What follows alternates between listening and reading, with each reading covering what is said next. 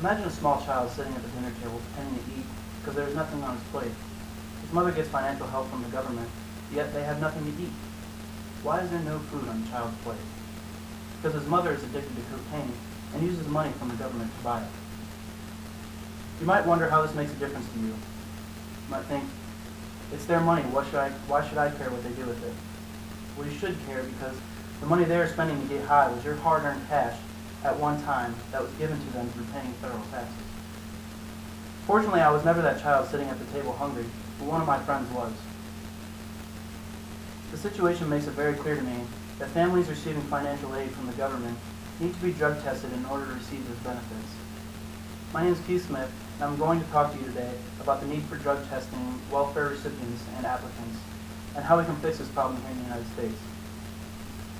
The need for the entire United States to implement this regulation is very simple. Drug testing welfare applicants and recipients is a necessity to make sure American tax dollars are going to families that need help and is using the money for the right reasons.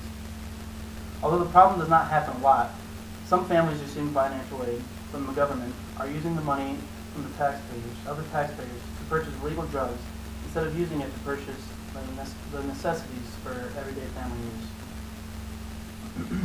I never knew about my best friend until the day he was arrested for drugs, and he called me. He didn't tell me the whole story at the time, but he said, I learned it from my mom. It was a confusing time for me because I didn't know how to react. I didn't know what to say or how to deal with it. He was in that jail cell because he had never been brought up to think that that was the consequence for using drugs. If the government made a regulation back when he was a child, then he most likely would not be in that jail cell today. Drug testing is important due to the fact that any job you apply for today will require you to have a drug test. If you're getting money from the government, you should have to be drug tested as well. 3 states have already implemented this regulation: Arizona, Florida, and Missouri. Florida tested 7,000 welfare applicants since this law went into effect in July, and 32 failed the screening, and nearly 1,600 refused to take the test. Those who refuse to take the test will be ineligible for any government assistance. Many other states are either putting into action or considering the proposal, for instance, Ohio. Ohio's senator offered this encouragement: implementing this bill is a compassionate thing to do. It will end the cycle of poverty by referring drug users to treatment and providing safety for children, he told the Senate committee considering its Senate Bill 69. The bill will affect people getting drug tested and their families. The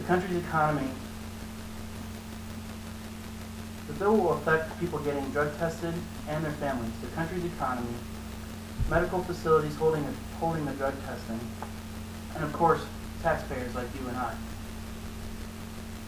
In just 1 month, taxpayers spent more than $34 million on welfare checks to 201,641 Ohio.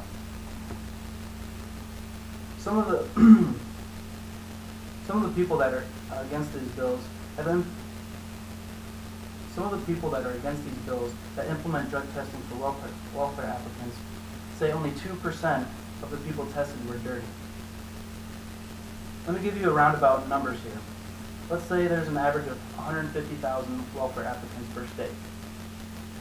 Average welfare applicant makes roughly $30,000 annually. So that's about $4.5 billion per state. So imagine if we did that for the whole United States. That's about $225 billion going to welfare.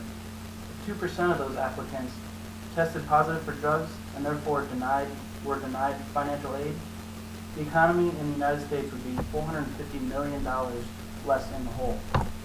That is just a scenario with rounded numbers, but you can see how much 2% really can be. So how do we fix the problem? The solution for the most part is already in the works, but is not supported yet by the entire United States. The solution is really simple to me, and hopefully for you as well. Give all welfare applicants and recipients a drug test prior to funding their needs. By giving welfare recipients a drug test, it will eliminate a lot of necessary government funding to those that are using money to satisfy an addiction while leaving their families without proper food, clothing, or shelter. plan of action has already been put into place for most states and have already implemented this regulation. Most states have the idea in mind, but are waiting to see how the regulation turns out for the other states. If it were up to me, it would have happened a long time ago.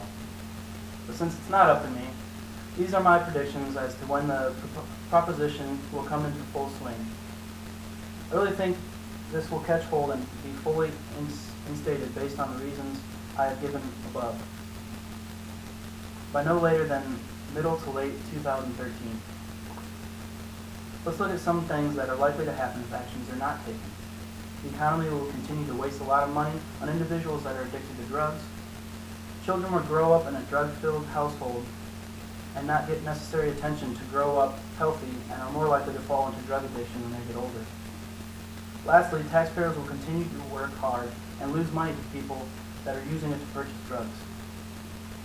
In conclusion, we talked about the need for drug testing of welfare applicants, how we go about fixing it, and what kind of things could happen if we don't implement this into our state regulations. It doesn't fire you up that someone could possibly be wasting your hard-earned money and no one is doing anything about it, and I'm extremely nervous to see where our country is headed. If something isn't done, then we as taxpayers might as well flush our money down the toilet, because then at least it won't be going to drug users.